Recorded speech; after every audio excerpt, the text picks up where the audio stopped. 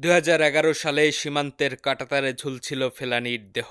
বিএসএফের গুলিতে নির্মমভাবে নিহত হয় ১৫ বছর বয়সী ফেলানী। এখন ২০২৪ সাল, কিন্তু চিত্রটা এখনো পাল্টায় নাই। এই সেপ্টেম্বরেই বিএসএফের গুলিতে মারা গেছে ১৪ বছর বয়সী স্বর্ণা। ভারত দাবি করে তারা নাকি বাংলাদেশের বন্ধু, অথচ সীমান্তে পাখির মতো গুলি চালিয়ে বন্ধুকে মারতে তাদের হাত কাঁপে না। এ কেমন বন্ধুত্ব? পৃথিবীর সবচেয়ে রক্তাক্ত সীমান্তগুলোর একটা হলো বাংলাদেশ ভারত সীমান্ত। আসেন দেখি এই জায়গায় আসলে কি কি নৃশংসতা ঘটছে, বিএসএফ কিভাবে বারবার খোঁড়া অজুহাত দিচ্ছে, তারা কি কি আইন ভঙ্গ করছে। এই সীমান্ত হত্যার পেছনে যে গল্প ফাঁদা হয় তা কিন্তু ঠিক না। তারা বলে সীমান্ত দিয়ে গরু চোরাচালান হয়, চোরাচালানিদের হত্যা করা হয়। তাদের কথা শুনলে মনে হয় যেন সীমান্তেই গরু জন্মায় আর সেখান থেকে সেটা বাংলাদেশে পাচার করা হয়। বাস্তবে এইসব গরু আনা হয় ভারতের অভ্যন্তরে ২,০০০ কিলোমিটার দূরের হরিয়ানা পাঞ্জাব থেকে। গরুগুলো হাঁটিয়ে ট্রাকে করে ট্রেনে করে আনা হয়। তখন কেউ দেখে না, কারণ তারা আটকায় না, কারণ তারা ভাগ পায়। এখানে আসল কথা হলো দুর্নীতি। ভাগ বাটোয়ারার মাধ্যমে সব করা হয়। যখন ভাগ বাটোয়ারায় মেলে না, তখন বিএসএফ গুলি করে।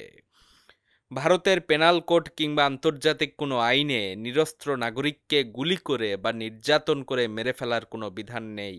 কেউ অবৈধভাবে সীমান্ত পারাপার করলে তাকে গ্রেফতার করে বিচার করা যেতে পারে।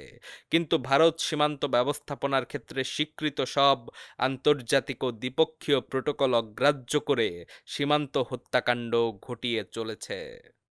Joint Bangladesh India guidelines for border authorities of the two কান্ট্রিজের প্রোটোকলে ধারা ৮-এর আইতে বলা হয়েছে, এক দেশের নাগরিক যদি বেআইনিভাবে অন্য দেশে প্রবেশের চেষ্টা করে বা কোনো অপরাধে লিপ্ত হয়, তাহলে সংশ্লিষ্ট দেশের সীমান্তরক্ষী বাহিনী আত্মরক্ষায় যে কোনো ধরনের পদক্ষেপ নিতে পারে, তবে আগ্নেয়াস্ত্র ব্যবহার না করাটাই বাঞ্ছনীয়। বিএসএফ কিন্তু এটা মানে না। আর্টিকেল ৮-এর অনুসারে সীমান্ত দিয়ে যদি গরু পাচার করা হয়, তাহলে গরু ও গরু পাচারকারীদের সম্পর্কে তথ্য অপর পক্ষের সীমান্তরক্ষীদের কাছে হস্তান্তর করতে হবে এবং নিকটস্থ থানার পুলিশের কাছে মামলা করে গরু উদ্ধারে পদক্ষেপ নিতে হবে। বিএসএফ কিন্তু এইটাও মানে না। তারা পাচারকারীদের তথ্য কিন্তু বিজেপিকে জানায় না। বাস্তবে দেখা যায় বিএসএফ এই প্রোটোকলে উল্লিখিত নিয়মকানুন না মেনে সন্দেহভাজনদের উপর সরাসরি গুলি চালায়।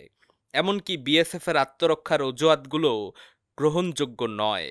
কাঁটাতারে কাপড় আটকে যাওয়া এক নিরস্ত্র কিশোরী ফেলানী বা মায়ের হাত ধরে সীমান্ত পাড়ি দিতে চাওয়া কিশোরী স্বর্ণা দাস কি করে অস্ত্রধারী বিএসএফের জন্য হুমকি হতে পারে?